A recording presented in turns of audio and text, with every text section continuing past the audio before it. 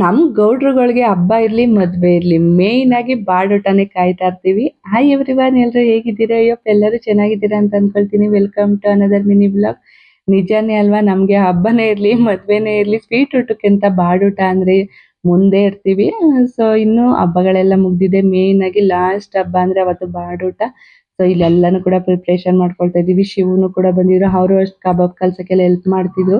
ಇನ್ನು ಅಕ್ಕ ಎಲ್ಲರೂ ಕೂಡ ಬಂದು ಇಲ್ಲಿ ಅಮ್ಮ ಕಬಾಬ್ ಬೇಯಿಸ್ತಾವ್ರೆ. ನಾನು ಚಿಕನ್ ಫ್ರೈ, ಮಟನ್ ಸಾಂಬಾರು, ಬೋಟಿ ಗೊಜ್ಜು, ಅನ್ನ ಸಾಂಬಾರ್ ಇಷ್ಟೇ ಸಿಂಪಲ್ ಆಗಿ ಮಾಡ್ಕೊಂಡಿದ್ವಿ. ಇನ್ನು ಅಡುಗೆ ಎಲ್ಲ ಆಗಿದೆ. ಎಲ್ಲಾರು ಕೂಡ ಬಂದು, ಜಾಸ್ತಿ ಜನಕ್ಕೆ ಏನು ಹೇಳಿರ್ಲಿಲ್ಲ, ಸ್ವಲ್ಪ ಜನಕ್ಕೆ ಹೇಳಿದ್ದು. ಅಡುಗೆ ಎಲ್ಲ ಕಂಪ್ಲೀಟ್ ಆಯ್ತು. ಅಷ್ಟೊತ್ತಿಗೆ ಎಲ್ಲಾ ರಿಲೇಷನ್ ಅವರು ಕೂಡ ಬರಕ್ ಸ್ಟಾರ್ಟ್ ಮಾಡಿದ್ರು. ಇನ್ನು ಅವ್ರನ್ನ ಮಾತಾಡ್ಸೋದು, ಜ್ಯೂಸ್ ಕೊಡೋದು, ಊಟ ಬಡಿಸೋದು ಇದೇ ಕೆಲಸ ಆಯ್ತು. ಮಧ್ಯ ವಿಡಿಯೋಸ್ನೇ ಮಾಡ್ಕೊಳಕ್ಕಾಗಿಲ್ಲ. ಹಿಂಗೆ ಅಲ್ವಾ ಹಬ್ಬಗಳಲ್ಲಿ ಫಂಕ್ಷನ್ಗಳಲ್ಲಿ, ಅದೇ ನಮ್ಮನೆ ಫಂಕ್ಷನ್ಗಳಲ್ಲಿ ಜಾಸ್ತಿ ವಿಡಿಯೋಸ್ ಅದ್ರ ಬಗ್ಗೆ ಎಲ್ಲ ಗಮನನೇ ಹೋಗಲ್ಲ. ಫಸ್ಟ್ ಬಂದವ್ರನ್ನ ಮಾತಾಡ್ಸೋಣ ಅಂತಾನೆ ಆಗುತ್ತೆ. ಇನ್ನು ಸ್ವಲ್ಪ ಜನ ಊಟ ಮಾಡ್ತಾ ಇದ್ರು, ಸ್ವಲ್ಪ ಜನ ಮಾತಾಡ್ಕೊಂಡು ಕುಂತಿದ್ರು.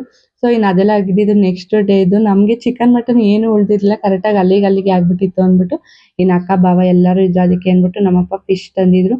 ಇಲ್ಲಿ ನಾನು ನಮ್ಮ ಅಕ್ಕ ಬಾವ ಎಲ್ಲರೂ ಕೂಡ ಸೇರ್ಕೊಂಡು ಫಿಶ್ ಸಾಂಬಾರು ಹಾಗೇನೆ ಕಬಾಬ್ ಮಾಡೋಣ ಅಂದ್ಬಿಟ್ಟು ರೆಡಿ ಮಾಡ್ತಾ ಇದೀವಿ. ಇನ್ನು ನಾನು ಊಟ ಮಾಡೋಷ್ಟರಲ್ಲಿ 12 ಗಂಟೆ ಆಗಿತ್ತು. ಅದನ್ನೇ ನಮ್ಮ ಅಕ್ಕ ರೇಗಿಸ್ತಾ ಇದ್ರು. ಸೊ ಇನ್ನು ನೋಡಿ ಫಿಶ್ ಕಬಾಬು ಕೂಡ ರೆಡಿ ಆಯ್ತು. ಇನ್ನು ಅದೆಲ್ಲ ಟೇಸ್ಟ್ ಮಾಡ್ಕೊಂಡು ಕುಂತಿದ್ವಿ. ಇದಾಗಿತ್ತು ಇವತ್ತಿನ ಒಂದು mini blog. Bye, thank you.